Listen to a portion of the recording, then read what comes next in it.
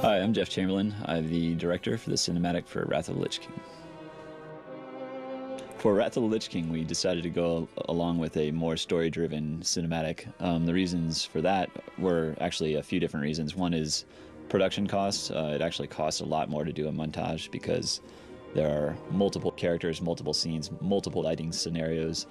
More of a driving factor was the fact that we wanted to really tell this story with this character. Arthas is an old character from Warcraft 3, for those that are familiar with that, and we just really wanted to tell a little bit more of his story. For the Wrath of the Lich King, we decided to use Arthas' father, Taranis, as the voiceover. The reason for that is there's some old drama between the two of them. Taranis was Arthas' father, obviously, but he sent him out to do a few tasks. Arthas got corrupted in the process, came back, killed him, took over the kingdom. Using Taranis' voice was actually the idea of one of our editors here. We thought that it was a great idea because it really played off the relationship between father and son and how the son became exactly opposite what the father intended for him to.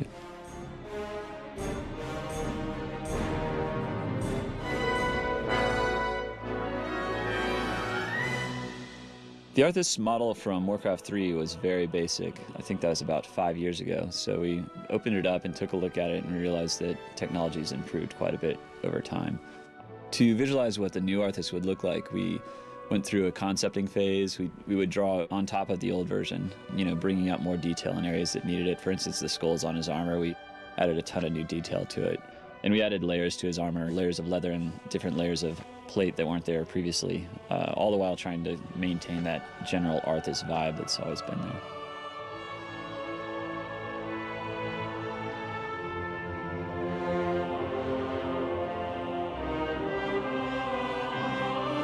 One of the more difficult things to do in CG is to create realistic-looking hair that moves realistically and renders realistically. We have a department specifically made for simulating hair and cloth.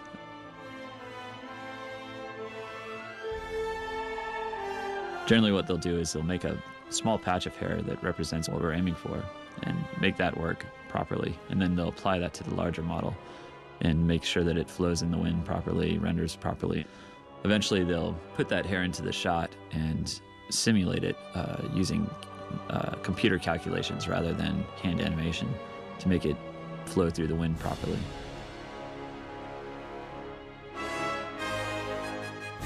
Not only does our modeling department handle all the models, they also handle all the surfacing that occurs on the model, how light interacts with the surface, whether it's reflective, whether it's matte, whether it has a speck hit on it, or various parameters that make the character look as it does. For instance, on skin, there's a parameter called subsurface, which is basically the calculation of light bouncing through the surface rather than bouncing off of it. Another challenge with Arthas and his sword Frostmourne is the metallic nature of it. It's always a fine balance there to get it reflective enough but not overly reflective. If it's overly reflective, it will seem too CG, and if it's not reflective enough, then it ends up looking dull and stone-like.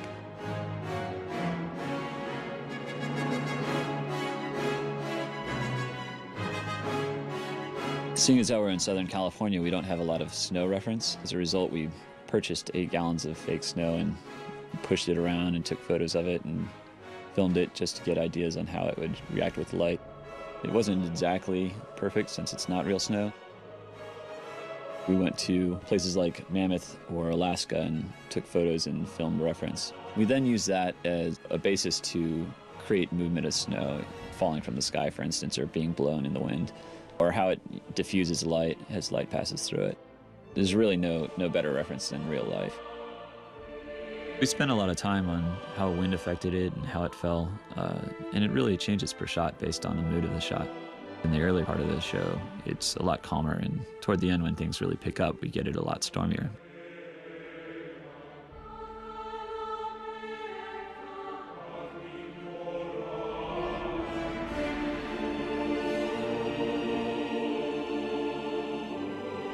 When we started this process, we were trying to follow the format from the previous cinematics where it would show a montage.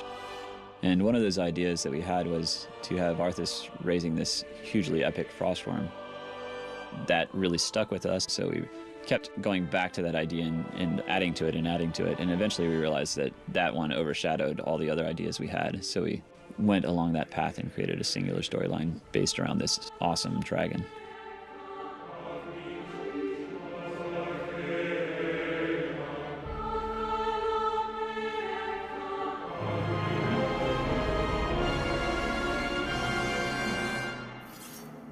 My name is Aaron Chan, and I'm the lead animator for World of Warcraft: Wrath of the Lich King. On this project, we had 2 animators full-time. It allowed each animator to stay consistent with the character and really explore what each character is thinking. We didn't use any motion capture for the characters in this project. Everything was hand animated. As for animating Arthas, we just found as we went along and explored different ideas with him, it was best if we kept his movements very, very simple and subtle and deliberate. He was a character with a lot of intent and focus.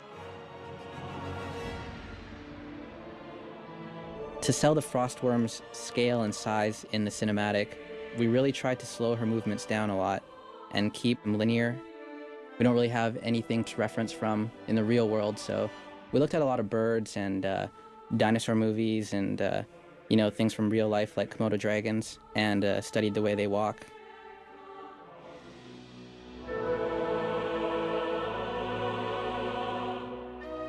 We knew that animating a whole undead army would be quite challenging. How we decided to tackle this problem was we started off by animating about a dozen different animations. We then duplicated these animations across a large number of undead soldiers, and we offset their animations and scaled a few keys, made some things different so that each undead character would have a little bit of their own unique personality. We brought in professional actors, and we had other animators and people in the department act out undeads cheering and turning. Ultimately, it was best if we just kept things subtle so they could read on the screen.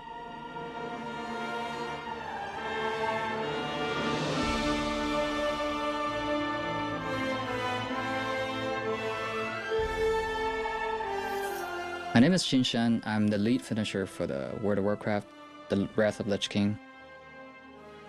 So I'm going to briefly talk about the finishing team, that what we do at Blizzard Cinema Department. So in short, we're directly responsible for assemble all the assets from all different departments. For example, animations, models, effects. Our responsibility is to put all these things together, do what it takes to balance it, to make it artistically very intriguing to watch. Through lighting, through compositing, through all different techniques, and eventually becomes the final frames that we delivered to the audience.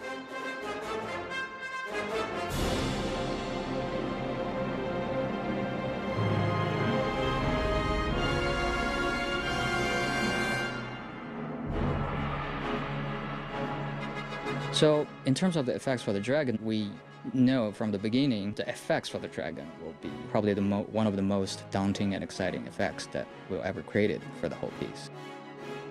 The director and the 2D concept artist first sit down and do a lot of 2D concept work, try to mock up the look of the effects and the dragon. Then once that's done and approved, we give that concept to the effects team, and they will basically try to reproduce that look in the 3D world, but in motion. The effects team did all sorts of tests working with millions of particles to try to make the dragon effects looks as exciting as possible.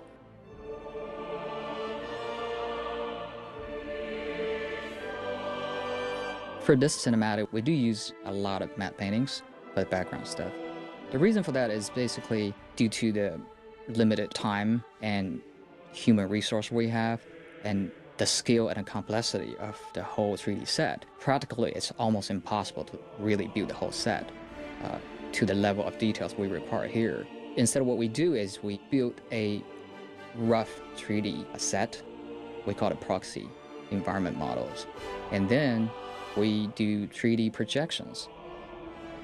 It's based on the force perspective, optical illusion that human eyes have. The limitation for that is it only works from a specific camera angle.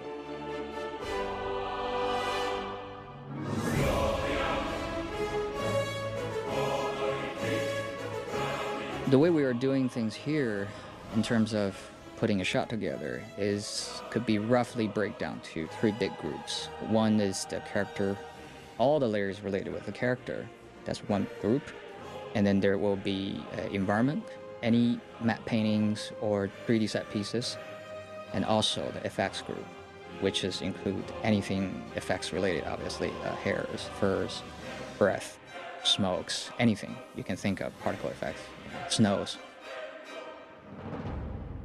Well, each of those groups usually contains many different layers. For example, the character group includes the different layers to allow us to have total control over the look of the character. So hopefully that gives you some insight on how we do things here at Blizzard Cinematics. It's a great deal of fun and hard work to get this on the screen. We all enjoy it very much and hope that everyone enjoys watching it as well.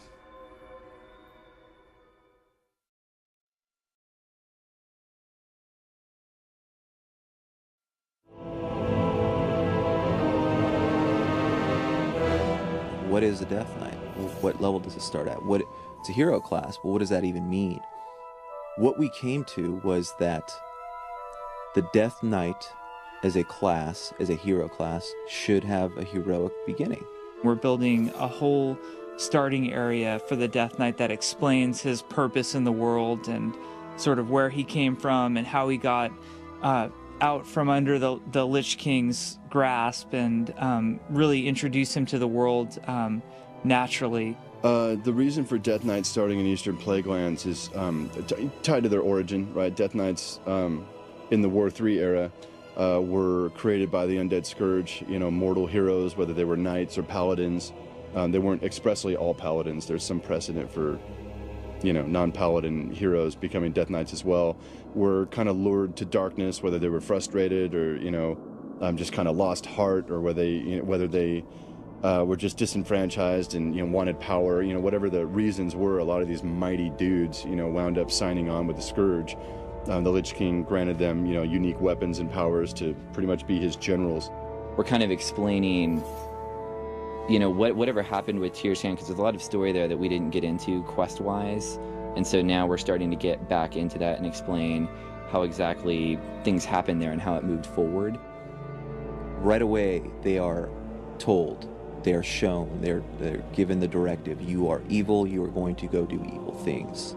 Your master commands Arthas. Arthas is kind of the, unique example of Death Knights. He was the first. So, he has Frostmourne, set a precedent for the rune weapons for the class, and ultimately he just kind of, grew darker and darker and graduated, became the first Death Knight, and so I think there are many other mortals that followed in his wake. The quest will illustrate not only, what you can do and what your role is in the world, but it will also begin to tell the story of how you get free. We bring Tyrion Fordring into it and a lot of the badass paladin characters that are still alive in the setting. And they actually, there's an altercation at Light's Hope Chapel. Big battle, Mograine, the player, Death Knight forces come up. Light's Hope, we have the Argent Dawn that comes up, and there we have a battlefield situation. And out of nowhere, Tyrion Fordring rides up with his knights. And so between Mograine and Tyrion, we have a huge confrontation in the player. And so we start them out in all-out war. But ultimately, there's a reason Light's Hope is where it is, and there's a reason the Scourge has never been able to take it. And it pretty much tells the story of the birth of this new order, right, called the Knights of the Ebon Blade, and sets up, your new headquarters and why you guys are a new thing in the world, right? Like, you might be dead and, grim, right? But damn it, you're gonna take it out on the Lich King, right, for what he's done to you.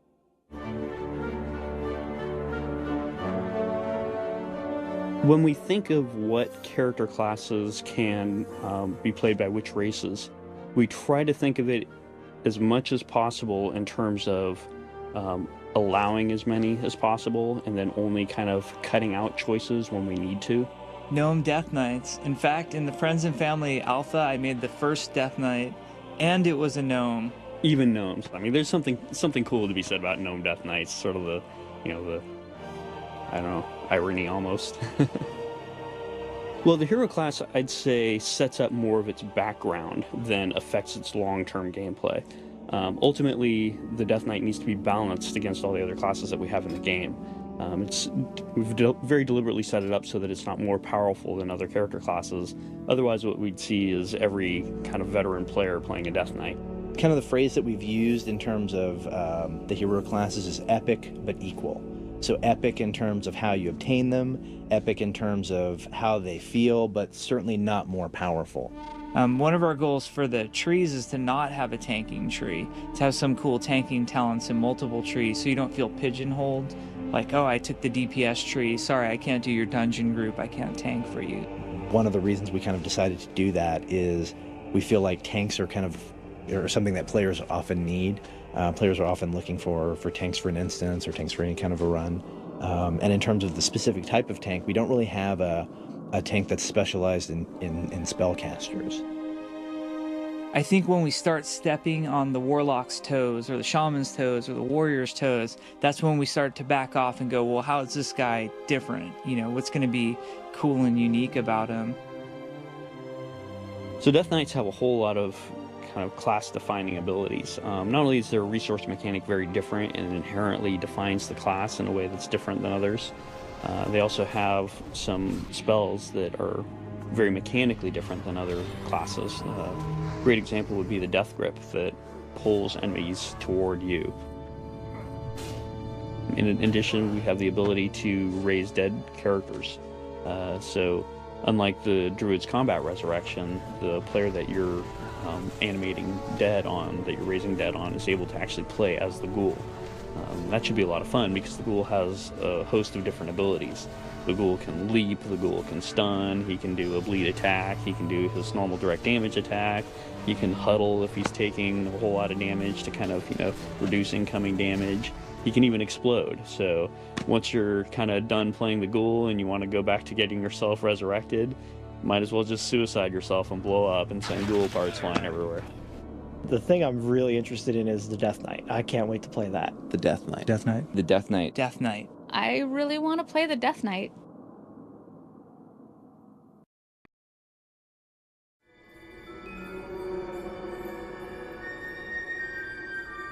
We've been looking forward to getting to Northrend ever since we were making the original game.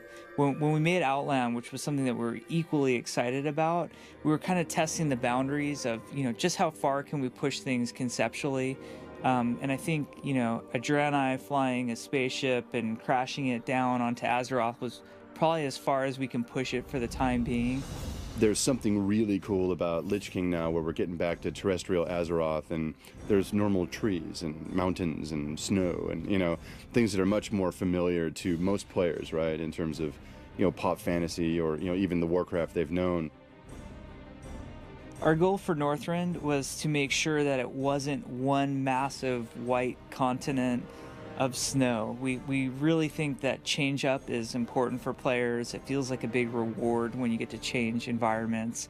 And I think that we struck a pretty good balance where as you progressed north throughout the continent, it got colder and snowier. And by the time you actually hit the two northernmost zones, Ice Crown and Storm Peaks, we just blast you with the stuff. And it's really icy, and you're up really high, and there's snow and wind and, evil everywhere. As you're leveling up in this expansion, you constantly have the choice of I'm not just gelling with this area. I think I'll go to Borean Tundra instead of Howling Fjord, or I'll go to Grizzly Hills instead of Dragonblight. There's a lot of choice that players can make.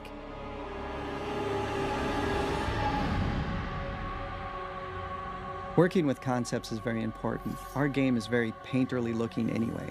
So when we start with a painting, well, that's the best place to start. We know that's what we want it to look like. And what we can get from a concept piece is our colors. We can color pick our fog, our ground, our trees. You have to have some kind of image in your head and with the colors and everything else on paper so you can duplicate this zone. it's an interesting way to work, working with something that's been established like that, especially from a lore perspective. There's so much that we really have to make sure that we're staying true to. We always take into consideration, how is the player going to first see this place? Where are they going to step? How are they going to feel when they first see something new?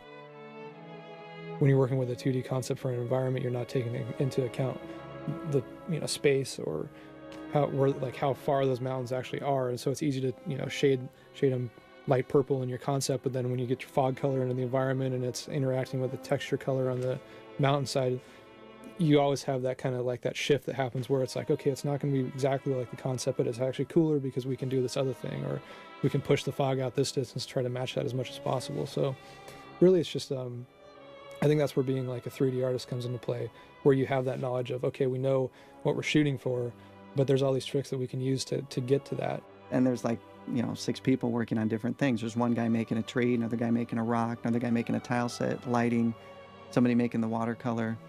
All of that has to look like it's cohesive in one zone, one kind of color scheme throughout, and the concept is going to be the thing, the anchor that everyone's going to come back to.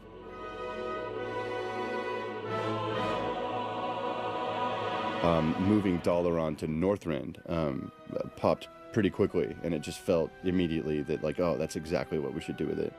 And the idea was that in Warcraft 3, the Undead Scourge rolled in and pretty much wiped everybody out, or came close to wiping everybody out. The wizards saved their city.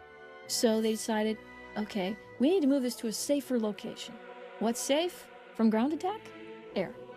So they start working on a massive, powerful spell, all of them, to rip Dalaran out of the ground and teleport it all the way over to float above Northrend.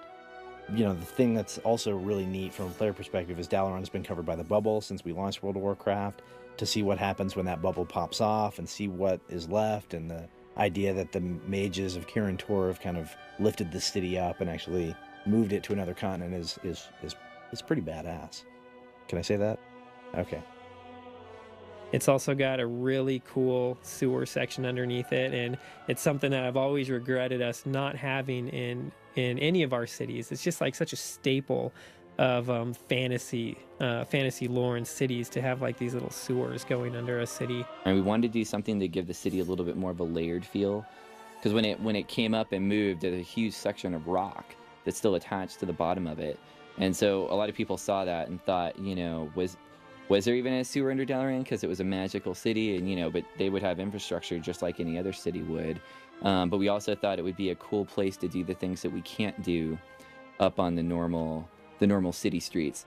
Something we've seen, a lot is that a lot of players like to duel while they're kind of sitting around in the city doing things like the auction house, etc. So we've built in an arena into Dalaran where players can actually go and duel each other within the city.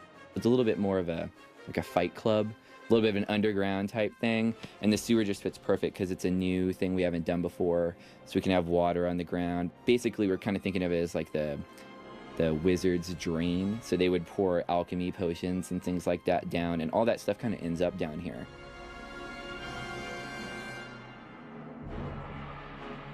How we expect players to progress is that they're going to do 5-person dungeons on their way up. When they get to maximum level, they'll probably do 5-person max level dungeons for a little while before segueing into heroic. Once they're doing heroic, they're going to be gearing up to do Naxxramas, which is our first tier of raiding. At Naxxramas, they can make a choice of going the 10-person route or the 25-person route, or if they want to, they can do both. They're on separate lockouts. More people are going to be able to experience the higher end raids now, since you can do them as a 10-man as well as a 25-man. They won't be getting as good of loot, but they'll still be getting the exact same experience as far as, from a gameplay standpoint and experiencing the lore. Something with Burning Crusade was a lot of the dungeons they were cool in and of themselves, but they didn't really tie in very closely to the outdoor world and the stories that were taking place. So we're working with the quest team a whole lot more.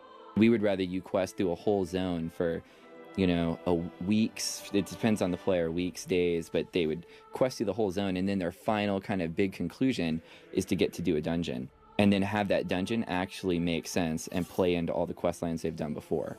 We're also trying to do some great scripted boss encounters and do some early on, so players who aren't max level get a chance to get a taste of what it's like, and hopefully it kind of incentivizes them to progress on to the more difficult stuff.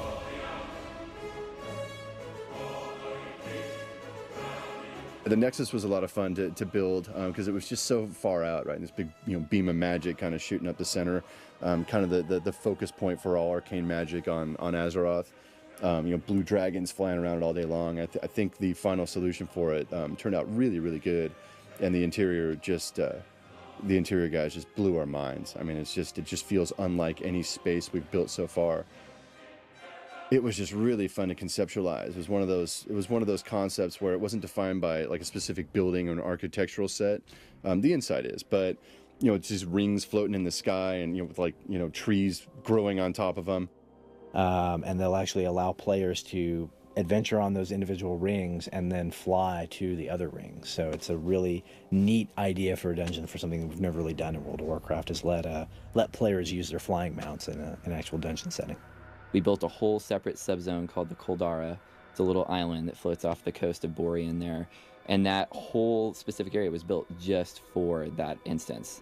And so when players get there, they're going to quest a little bit around it. They'll find out what's going on, and then they'll be sent in to investigate.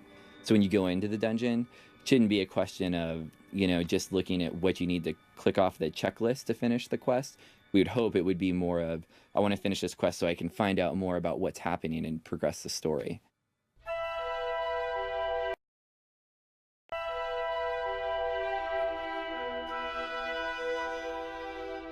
We've introduced a new race that is based off a walrus type race called the Tuskar. They're from Warcraft 3: The Frozen Throne.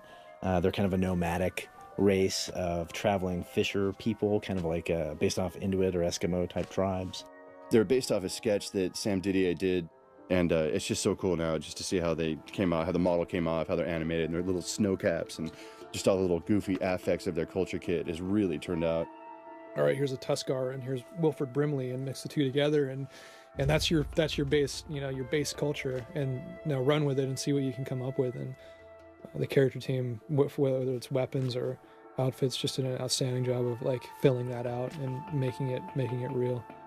The big challenge with the Tuskar was always locating them on the coast. We always wanted them to be at water, and almost always at ocean. If you ever find them away from the ocean, it might be at a lake, or it might be because they're under great duress, and there'll be a story behind that in the game. The Vrykul are kind of the big new kit for me that I just get such a kick out of them. I'm a big Viking fan, right? Big mighty Thor fan, so having half giant Viking warlords creeping across the countryside is very rewarding from an artistic standpoint.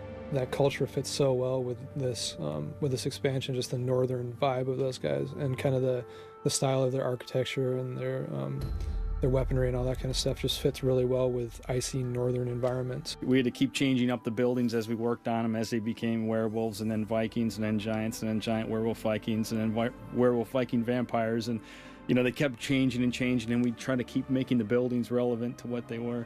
They cared about the stuff that they made. They cared about their buildings, just like normal Vikings. You would see that everything was intricately carved, and it wouldn't just be a wood beam. It would be a wood beam that was carved into a dragon head that was then, had knotwork carved around it, and everything is detailed and ornate. The shapes of the Vrykul architecture really create interesting vistas, and as your far clip settles in, they just create the coolest facades out there, across the landscape, giving, it really gives Northrend its own kind of sense of, uniqueness, at a cultural level. You should look really closely in the treasure room. There's something that the artist added to the room that's pretty neat. You just have to find it. You'll know it when you see it.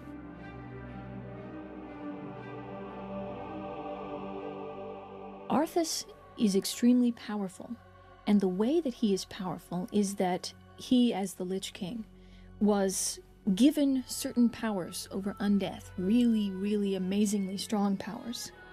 We have never specified where those powers came from. I mean, they had to come from somewhere, certainly Ner'zhul, the original orc. Yeah, he was a shaman, and we found that he was a powerful shaman. And even after he, really annoyed the elements by hanging out with demons, and he could still have visions, and then he found a way to, as is mentioned in Beyond the Dark Portal, he found a way to force the elements to yield to his will. And you see this by his extremely violent, twisted form of shamanic magic. It's no longer winds, help me, reach my destination by filling my sail. It's winds, lash that baby with the sand till the flesh is scoured from his bones, kind of thing. So that's definitely some interesting shamanic magic, but it has nothing to do with undeath, right? Shaman in general, we don't see that whole undead connection. So clearly when Kil'jaeden converted Nerzul's spirit into the Lich King, it wasn't just some kind of, I'm freeing you from all of your affection and all of this sentiment you used to have as an orc. You won't care about the orcs anymore, or, oh, those mean old humans. You'll pretty much want to kill everything and raise it into undeath. He also hooked Nerzul up some way, and we're going to have to go into that and figure out what empowers the Lich King and how to put a stop to that empowerment. We really wanted to put the Lich King, or Arthas, a lot more in your face, right? As you're questing through, even actually the low-level zones, you'll actually meet Arthas a few times. He's this guy who at one time was poised to be the next epic hero of the Alliance and really made some bad decisions along the way. He was pretty much a mass murderer, culling poor Stratholme villagers. Oh, poor guys. They probably were expecting rescue. Not so much.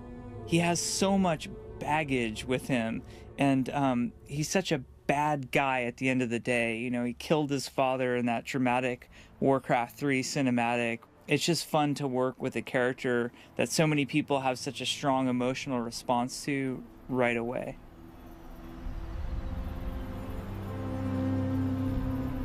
We're trying to get a little more personal with the quests. Certainly with the idea of just meeting Arthas early on, and kind of, meeting some of these villains, seeing what makes them tick over the course of your questing experience. It makes the overall story, in the grand scheme, the villain you're fighting, a little bit more dimensional. We've added that missing element, that missing ingredient, which was put the story in, put the main story in. Tell us about Arthas, right? Tell us about the Lich King. Tell us about these things that are important and integral to the story. Don't make us have to, go to the spoiler sites or the fan sites and look up pictures of these kills or what have you. Put them in the story. There's a lot of new different quest types in this expansion, and ones in which we give you some of these vehicles that we've been building for our PvP areas. There's a great one actually in Dragonblight where you get a siege engine, and in the siege engine there's a little gnome who rides with you and two dwarves. So you're driving along, you drop off the gnome dismantles a forsaken plague spreader, jumps back in, you've got these two dwarves shooting in the back, plus you have your own turret that you can control. So it's kind of something that players have never really seen before in a quest, but really fun. People are going to wonder what happened to Nessimwary after he moved from Stranglethorn. He went out to Nagrand. There's obviously he wouldn't stop there, right? He'll keep moving on to new areas. He tried to drive a boat in, and so we actually have an asset of a boat that was broken into two pieces, and one half of the boat is sitting on top of a waterfall, and the other half of the boat is washed up on shore, down below, and Nessimwary is there.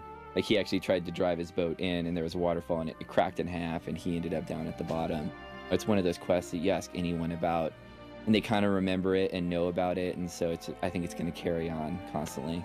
And then we'll have gnomish piggyback rides where we'll have these two gnomes, and then you can get on the back of one and your buddy can get on the back of the other, and we disarm you, and then it's just pure fist fighting. I gotta get that idea by Metzen, but maybe the first patch. So the achievement system is something that we're developing to give players sort of just a ability to kind of score themselves. How much have you accomplished in the World of Warcraft, and how do you put a number that, corresponds to that accomplishment? We plan to have achievements that are PvP based, achievements that are solo based, group based, really achievements for all different parts of the game. Because we really want it to be more about kind of like a pride thing, just sort of a way to show off, look at all the different things I've done in this game.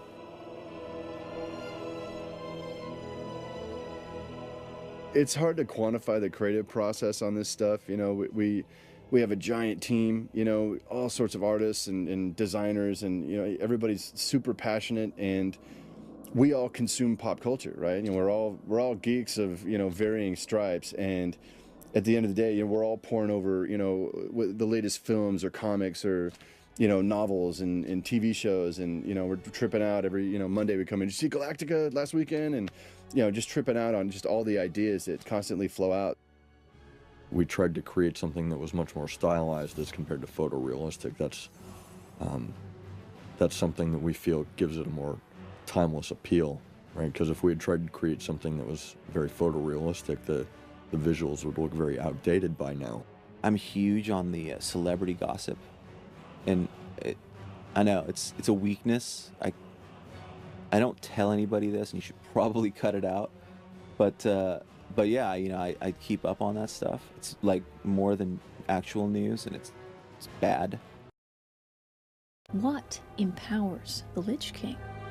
And how to put a stop to that empowerment? We really wanted to put the Lich King, or Arthas, a lot more in your face, right? As you're questing through, even actually the low-level zones, you'll actually meet Arthas a few times. He's this guy who at one time was poised to be the next epic hero of the Alliance, and really made some bad decisions along the way. He was pretty much a mass murderer, you know, culling poor Strathholm villagers. Oh, poor guys. They probably were expecting rescue. Not so much. He has so much baggage with him, and he's such a bad guy at the end of the day. You know, he killed his father in that dramatic Warcraft 3 cinematic. It's just fun to work with a character that so many people have such a strong emotional response to right away.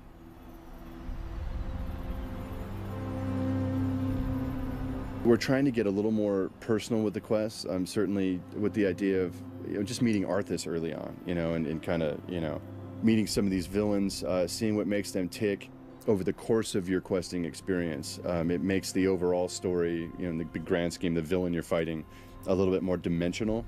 We've added that missing element, that missing ingredient, which was put the story in, put the main story in. Tell us about Arthas, right? Tell us about the Lich King. Tell us about these things that are important and integral to the story. Don't make us have to, you know, go to the spoiler sites or the fan sites and look up pictures of these kills or what have you. Put them in the story. There's a lot of new different quest types in this expansion, and ones in which we give you some of these vehicles that we've been building for our PvP areas.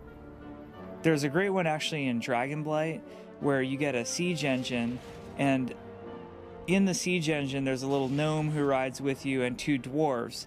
So you're driving along, you drop off the gnome dismantles a forsaken plague spreader, jumps back in, you've got these two dwarves shooting in the back, plus you have your own turret that you can control. So it's kind of something that players have never really seen before in a quest, but really fun. People are going to wonder what happened to Nessingwary after he moved from Stranglethorn. He went out to Nagrand. You know, there's obviously he wouldn't stop there, right? He'll keep moving on to new areas. He tried to drive a boat in, and so we actually have an asset of a boat that was broken into two pieces, and one half of the boat is sitting on top of a waterfall, and the other half of the boat is washed up on shore, down below, and Nessingwary is there. Like, he actually tried to drive his boat in, and there was a waterfall, and it cracked in half, and he ended up down at the bottom. It's one of those quests that you ask anyone about, and they kind of remember it and know about it, and so I think it's going to carry on constantly. And then we'll have gnomish piggyback rides where we'll have these two gnomes, and then you can get on the back of one and your buddy can get on the back of the other, and we disarm you, and then it's just pure fist fighting. I gotta get that idea by Metzen, but maybe the first patch. So the achievement system is something that we're developing to give players sort of just a ability to kind of score themselves. You know, how much have you accomplished in the World of Warcraft, and how do you put a number that, you know, corresponds to that accomplishment? We plan to have achievements that are PvP based, achievements that are solo based, group based, really achievements for all different parts of the game. Because we really want it to be more about kind of like a pride thing, just sort of a way to show off, you know, look at all the different things I've done in this game.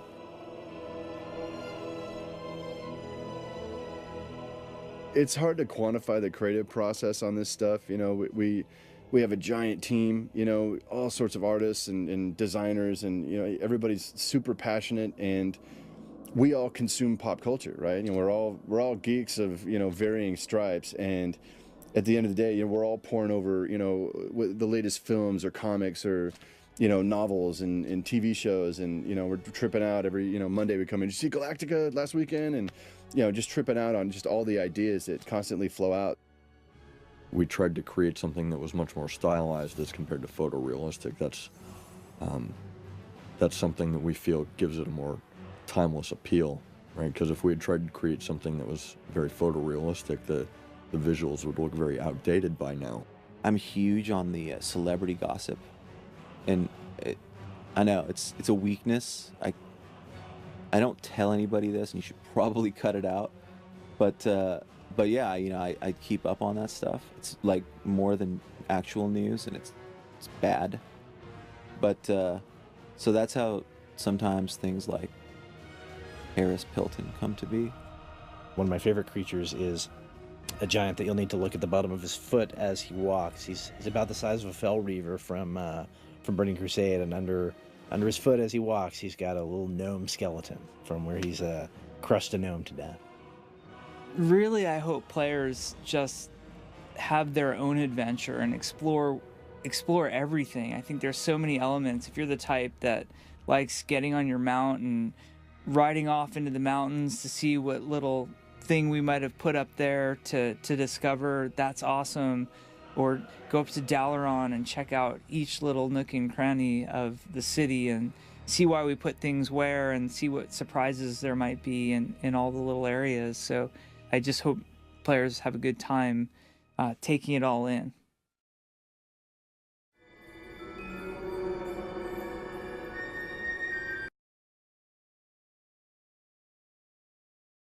DVD and video production, what we do is we do all the trailers for the games and the collector's edition DVDs, and we also do all the presentation video for trade shows and things like that. In our department, the journey to creating a piece in-game usually comes when we're given an assignment from the World of Warcraft development team. They'll usually come up with an idea or have a patch that's coming up, and they'll want us to exhibit some of the new cool stuff coming down the pipe. So the team as a whole will go in, anyone assigned to this project, generally the whole team will go in and go, okay, what's cool about this? The stories are already in-game. Everywhere you go, World of Warcraft is a living, breathing world, and at every turn you take, there's a story behind the NPC that's the lonely beggar in Stormwind Streets, or the orphan in Orgrimmar. They all have stories, and just like a filmmaker in the real world will walk out into his world and see all the stories he wants to tell, for us it's walking into this living, breathing World of Warcraft. My favorite is to grab the stories that aren't completely apparent to players, like, you know, like Lament of the Highborn. Not everyone knew the backstory of Sylvanas. Not everybody played through the Warcraft series. Players spend hours upon hours every day playing this character, getting attached to it. We show them a world they understand and they can empathize with. They've been involved in it as much as we have. One of the things that's nice about video games is that it is so choreographable. The trailers are using animation that we know we have. We know we have the sets. We know what our capabilities of camera movements are. So with those parameters in the back of my head, it's easier to know how to design a shot. My personal philosophy is keep it as close to the game as possible. Just utilizing that and utilizing what you have rather than trying to go big and new. Keep it simple. Being an employee for Blizzard is actually really cool because it's a lot like what I'm used to. It's a lot of the acting, you know, behind the scenes kind of stuff. Like, it's not like your normal corporation where, you know, you come to work, you clock in, you know, the daily doldrums, so to say. It's very, you know, it's very personal. It's very in your face. I think that everyone in the DVD video production department are very different, and we all bring very different skill sets to the table. It's worked out great because we were able to get the Burning Crusade DVD out. We were able to do things like the Black Temple trailer. We were able to do things like the Zerg reveal trailer. We grow as the industry grows, and that's a lot of fun. And I think everything's culminated into this one point where now we're working on this project for the Wrathgate.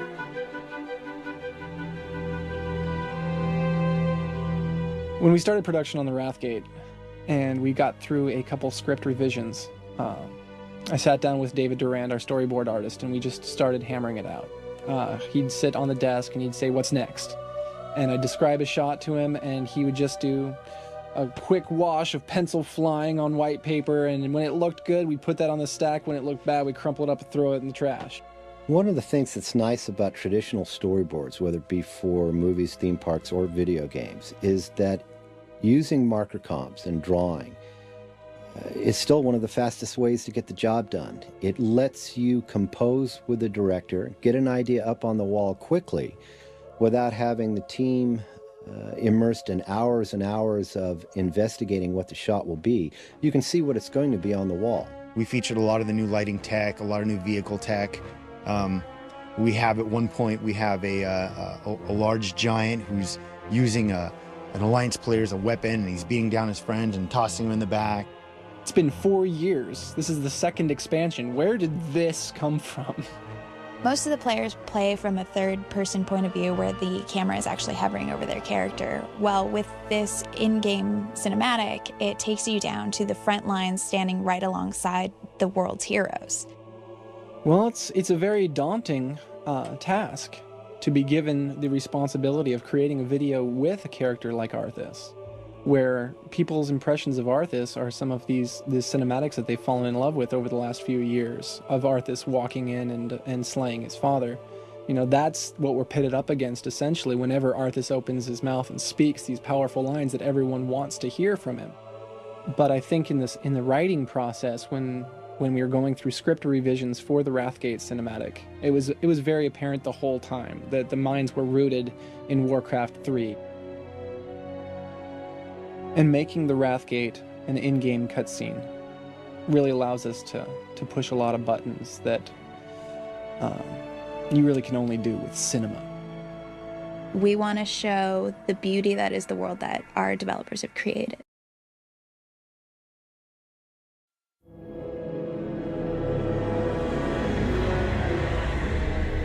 Well, I think the first rule of music in a game is to enhance the mood and the setting and the story, but not to annoy people and not to have it run on and on incessantly. So we've worked really hard to create a system where the music doesn't play all the time.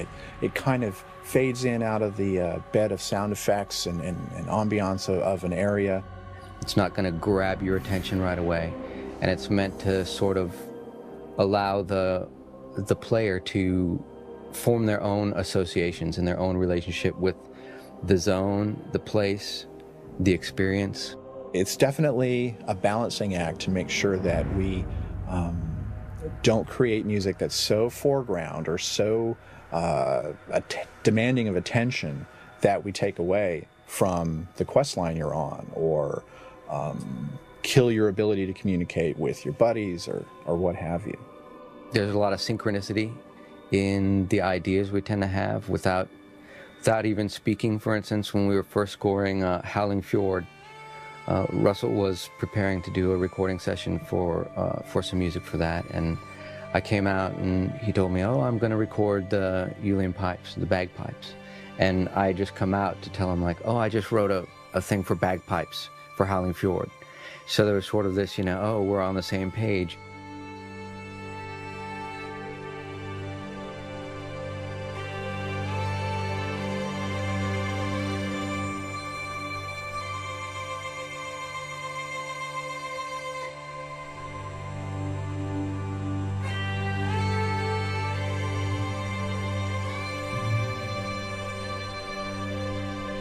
Throughout, in Dragonblight, in Borean Tundra, and many other places you find the Scourge, so you'll hear quite a bit of prepared piano. And that's where you often take the lid off the piano and play the strings directly with your fingers or with bits of wood, or you pluck them or you strike the strings. We didn't destroy any pianos in the process, but the idea was to get the sounds of harsh, cold, severe conditions and use that as a musical device.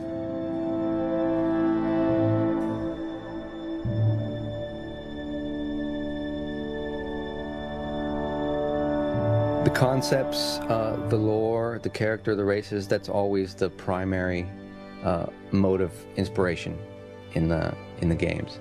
So whatever we can find out, whatever we can see, whatever we know about a particular area is completely crucial and influences just about everything. I always wind up visiting Evelyn and talking to her about what the backstory is for a given zone or a given race, because nothing in this game is in randomly. It all makes sense. And what's so cool is that there's always an answer, and it's usually pretty compelling, and somewhere in the thread of that story I will find something to hang my hat on musically.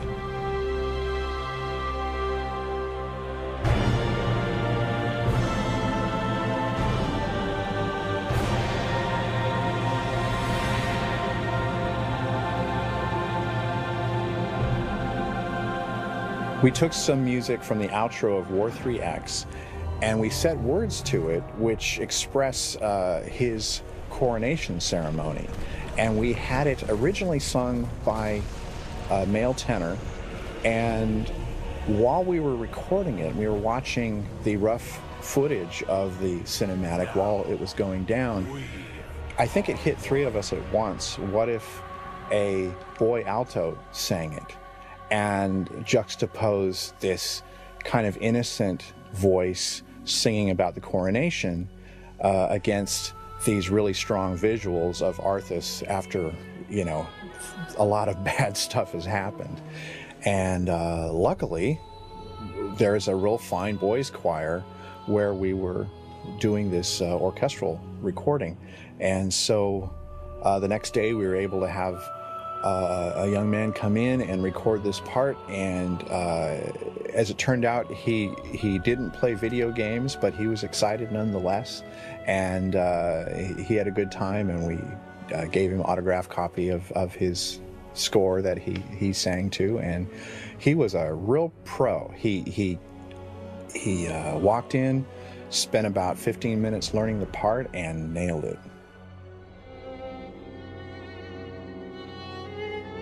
The one thing I wanted to convey with the ambience is you're entering an area that's very cold. In Borean Tundra, we wanted the ambience to sound more sparse and split and further out from you.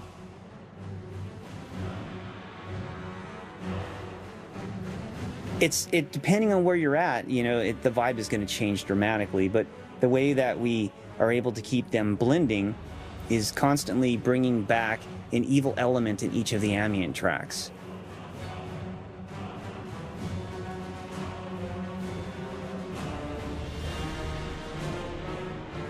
Unless a person is specifically attuned to listening to sounds, I don't want it to stick out. I want it to blend in seamlessly with the environment such that, you know, a person isn't running by and noticing everything that's popping out in the world, because that's incredibly distracting.